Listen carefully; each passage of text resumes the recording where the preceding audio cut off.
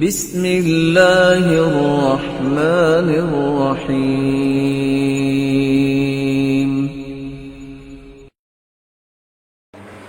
ہمیں ان 10 دنوں میں جو کام کرنے ہیں ان میں سب سے پہلا کام یہ ہے کہ ہمیں اللہ کے رسول صلی اللہ علیہ وآلہ وسلم کی سنت سمجھ کر اور آپ کا حکم سمجھ کر لیلۃ القدر کی تلاش کرنی چاہیے۔ لیلۃ القدر جس رات میں اللہ نے قرآن کو نازل کیا، لیلۃ القدر جو برکتوں سے لبریز رات ہے، اس کی ایک ایک گھڑی کس قدر سالوں سے بھی قیمتی ہے۔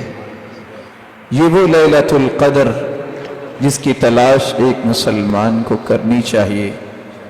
مالک الملک نے اس کی عظمت میں پوری صورت ہی اتار دی، اور اللہ ذوالجلال نے جو خوشخبری سنائی ہے، لیلۃ القدر خیر من 1000 شہر، 1000 مہینے سے افضل یہ رات ہے۔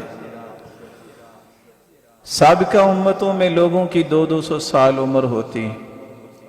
صحابہ کرام نے سوال کیا، اللہ کے رسول ہماری تو عمریں بہت تھوڑی ہیں، ہم ان جتنے اعمال بھی نہیں کر سکتے، اجر بھی نہیں لے سکتے۔ اللہ تعالیٰ نے یہ سورت نازل کر کے یہ بتا دیا کہ وہ تو 200 سال عمر رکھنے کے باوجود جتنی بھی عبادت کرتے تھے، تم اگر ایک رات کی عبادت کر لو گے تو وہ 83 سال 4 مہینوں سے افضل عبادت تمہاری لکھی جائے گی۔ 83 سال 4 مہینے، اس کا معنی یہ ہے کہ کوئی 93 سال کا ہوگا تو تبھی اس نے پوری زندگی عبادت میں گزاری ہو۔ 10 سال میں نماز فرض ہوتی ہے، اس کے بعد تو اجازت نہیں ہے، اگرچہ 7 سال میں حکم دینا چاہیے نماز کا۔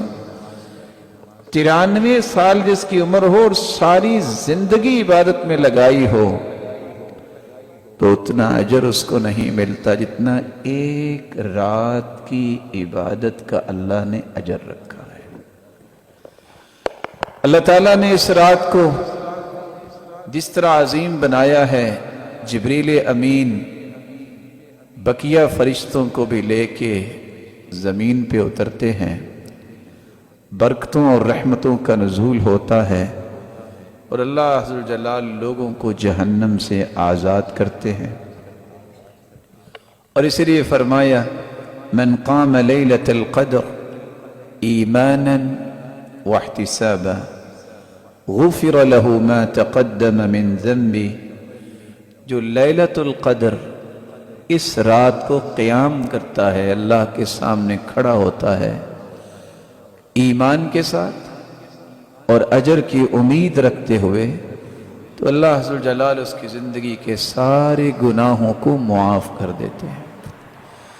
اور آپ صلی اللہ علیہ وسلم نے فرمایا، اتاکم شہر رمضان شہر مبارک، میرے صحابہ رمضان کا مہینہ آیا ہے اور یہ برکتوں کا مہینہ ہے۔ فیہ لیلۃ ہی خیر من 1000 شہر، اس مہینے میں ایک ایسی رات ہے جو 1000 مہینے سے افضل۔ من حرم خیرہا فقد حرم، اس رات کی خیر سے جو محروم رہ گیا وہ تو محروم ہو گیا، اس سے بڑا دنیا میں کوئی محروم نہیں جس کو لیلۃ القدر کی محرومی ہو گئی۔